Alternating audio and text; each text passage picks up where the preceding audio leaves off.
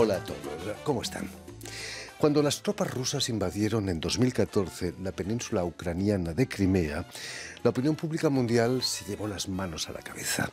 Pero todo el mundo ha olvidado que hace casi siglo y medio, en 1848, los Estados Unidos se apoderaron de más de la mitad de México después de 2 años de guerra cruenta.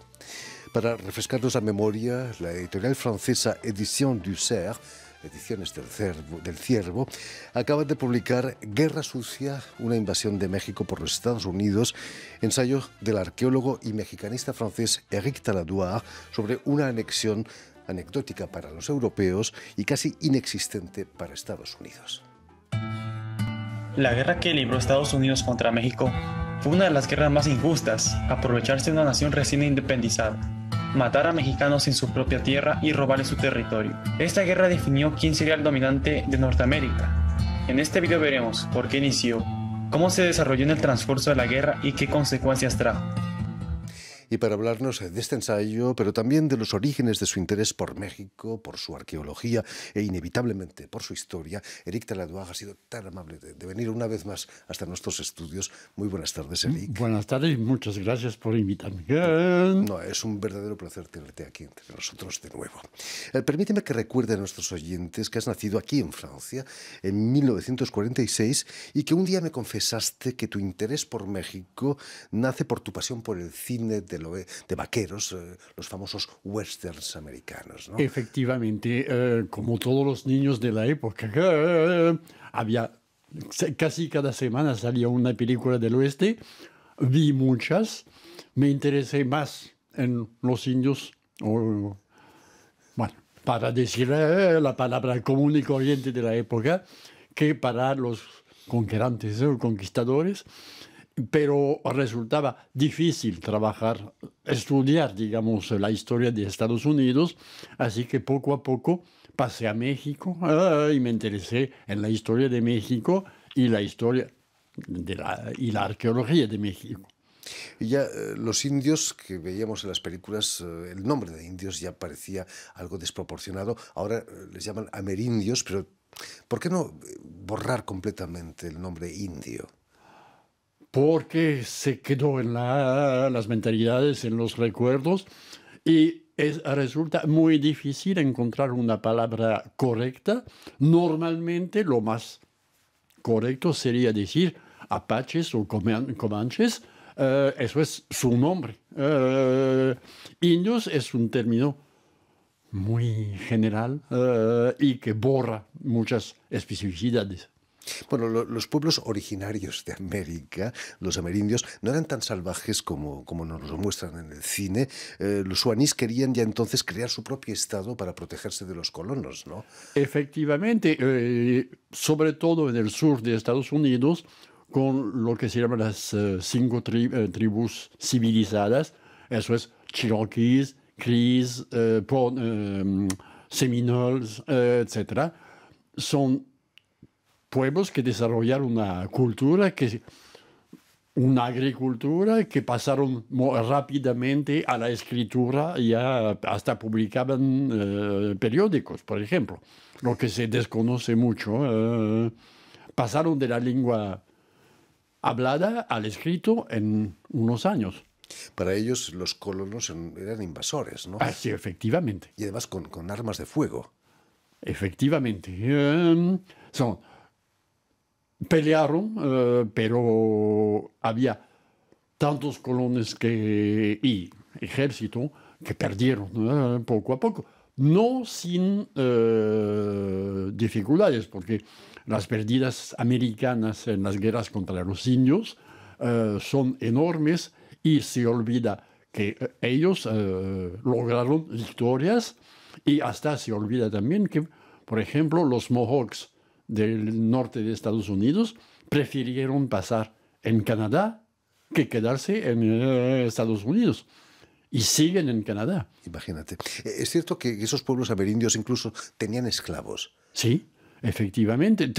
Es que es difícil, porque tenían esclavos, pero no se trataba de esclavos en el sentido del sur de Estados Unidos, por ejemplo, porque el esclavo era parte de la familia o del clan o de la tribu, pero efectivamente pasaron rápidamente al uso de esclavos para plantaciones de algodón. Por supuesto.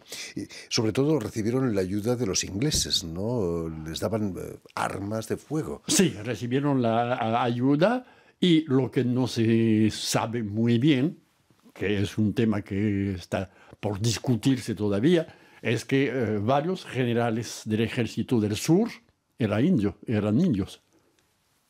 No lo sabían. No había en el norte. Imagínate. Volviendo a Guerra Sí. Sucia, el ensayo que acabas de publicar en las ediciones Tusser, ¿qué motivos te han llevado a escribir sobre esa guerra olvidada aquí en Europa y sobre todo en Estados Unidos de hace más de 150 años? Bueno, primero la curiosidad científica, porque había leído algo sobre algunos textos sobre esta guerra, que es casi olvidada o ocultada más bien en Estados Unidos, porque hay cierta vergüenza, digamos, de parte de mucha gente que peleó en la guerra y que fue un acto de imperialismo planificado con una fuerte oposición en Estados Unidos mismos, porque dos generales, por lo menos, y un futuro presidente, Abraham Lincoln, condenaron la guerra. Entonces es un episodio que los historiadores norteamericanos no prefieren evitar y olvidar. Segundo, en México hay mucho interés, por supuesto, porque fue una lucha perdida, digamos, no totalmente, pero lucha perdida, y sobre todo los historiadores mexicanos, salvo algunos, se focalizan sobre Texas, olvidando todo lo que pasó en otros territorios, como en California, por ejemplo. Y cómo las derrotas mexicanas ocurrieron en Texas o en el centro de la República, hasta se escribe que nunca lograron una victoria. Pero había cientos de prisioneros gringos, si me permites la palabra, Por supuesto. en las cárceles de México. ¿De dónde salen si no hay victorias? Entonces, eso me motivó a investigar un poquito más. Nos hablas en el libro de los orígenes del expansionismo de Estados Unidos, que lo encontramos, bueno, Francia tiene un poco la culpa, ¿no? Les vende Luisiana. Sí, efectivamente. Es la venta de la Luisiana por Napoleón I, que abre las puertas de territorios completamente desconocidos por los norteamericanos, que empiezan a ir hacia el oeste. Pero al principio, digamos, alrededor de 1812, más bien los Estados Unidos están mirando hacia Canadá, por ejemplo, lo que va a ser el motivo de la guerra de 1812 con Inglaterra, y hacia Florida, la Florida española de la época. Entonces, los territorios nuevos son objetos de exploración. Es inevitable, o era inevitable, que después de su independencia los colonos llegados de Europa, América, fuesen hacia el oeste. Era inevitable, sí y no, porque había barreras geográficas primero, fronteras, y las primeras peleas del nuevo país fue seguir la pelea contra Inglaterra y Canadá. Hasta trataron de invadir Canadá. Y fueron continuando hacia el oeste. No se esperaban encontrarse con habitantes propietarios de esas tierras, ¿no? Imagino. No, por supuesto. Sabían más o menos, pero se consideraba todo el territorio como inocupado, vacío, hasta California, donde por supuesto sabían que había gente y ocupantes. Finalmente, en esta guerra fue México quien la declaró, ¿no? ¿Cayó en una trampa México, quizás? Sí, es una trampa total. Es otro de los motivos, porque oficialmente es México que declaró la guerra. Pero el ejército mexicano estaba más bien en el centro del país y en el sur. En el norte había muy poca gente y muy pocas tropas. Segundo, hay episodios completamente olvidados.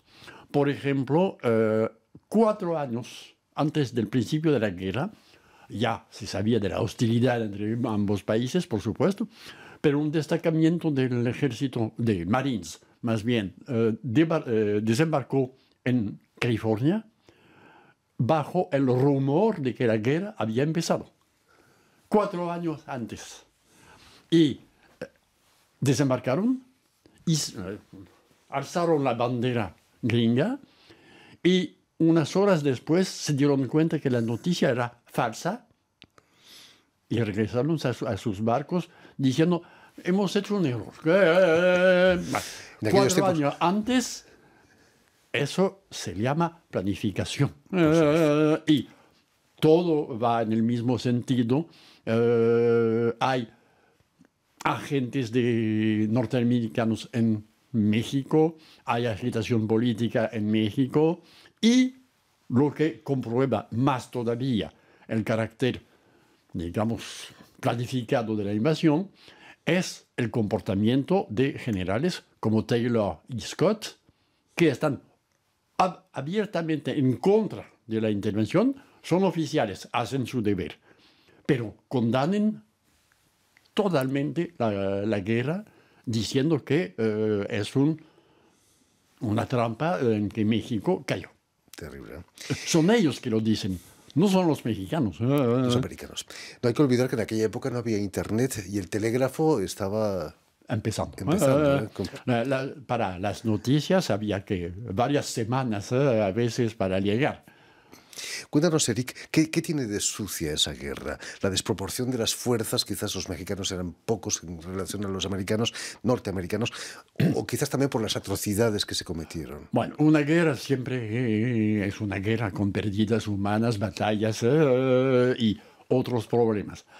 Lo que hace de esta guerra una guerra sucia es, primero, que es una manifestación de un imperialismo que ya empezaba completamente oculto, porque los Estados Unidos se afirmaban como defensores de la libertad. Bueno, eso es un aspecto que se puede discutir, que se puede contemplar. Lo que hace de esta guerra una guerra sucia son las atrocidades en contra de las poblaciones civiles, con matanzas y los oficiales del ejército norteamericanos se quejan, ellos mismos condenan y se quejan del comportamiento de sus tropas y hay una cosa, por ejemplo, hay saqueos de iglesia, martirización de curas, destrucción de iglesias, mientras los dos oficiales mayores hacen una demostración de su respeto para la iglesia, asistiendo en gran uniforme a misas.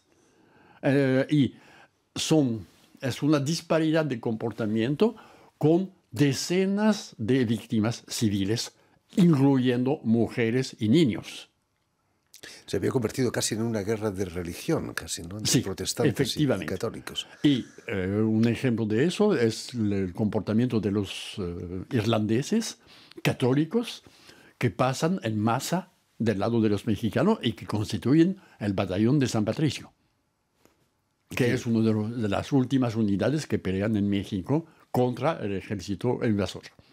Cuéntanos, Eric, ¿qué consecuencias ha tenido en nuestros días esa guerra cruenta?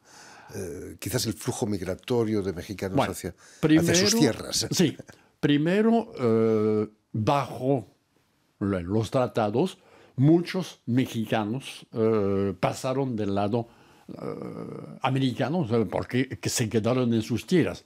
Y es obvio que hay una comunidad tejana, por ejemplo, o californiana, que es de origen mexicana y que lo reivindica. Eso es una cosa. La segunda cosa es que, por supuesto, esta comunidad ha tenido que pelear mucho para, digamos, mantener su existencia, pero constituyen una especie de conjunto favorable a la entrada de lo que se llama chicanos, las comunidades que empiezan a entrar en masa en la mitad del siglo pasado, especialmente en el momento de la Segunda Guerra Mundial, cuando hay el programa chicano que permite a mucha gente entrar en México. Y la comunidad hispánica de Estados Unidos viene reforzada por esta comunidad. Hay dificultades porque no todos pertenecen a los mismos medios, etc., pero se siente una identidad mexicana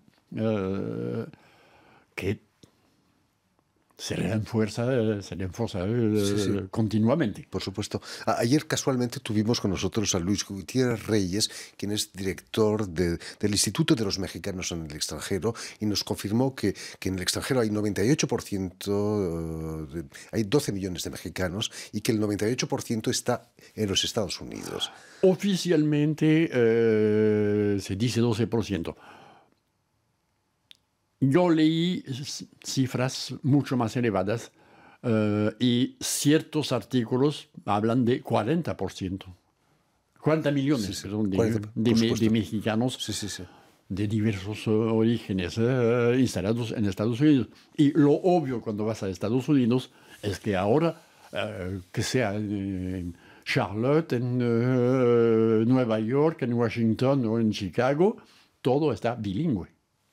Y lo que Estados Unidos no ha podido cambiar es la toponimia, ¿no? Los nombres de las ciudades. No. Los Ángeles, San Francisco, Las Vegas. Las Vegas.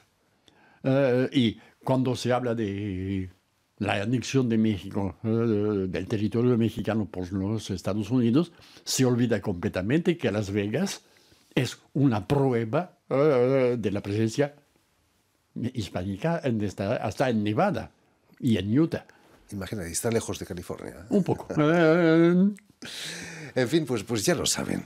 La editorial francesa Edición du Cerf, Ediciones del Ciervo, acaba de publicar Guerra Sucia, la invasión de México por los Estados Unidos, ensayo del arqueólogo, historiador y también mexicanista francés Éric Taladoire. Muchísimas gracias, Éric, por habernos contado cosas tan interesantes sobre esta guerra olvidada. Sigue bien este programa. Muchas gracias. Permíteme también que dé las gracias a Vanessa Loiseau y a Julian Leng, quienes han ocupado hoy de la realización del programa, y enviar también un saludo muy especial a nuestros telespectadores que nos siguen en todo el continente americano gracias a la cadena Unión Continental Latinoamérica, UCL, que emite para todo el continente desde Montevideo, en Uruguay. Y a ustedes, muchísimas gracias por su atención y les damos cita para una nueva edición de El Invitado de Radio Francia Internacional.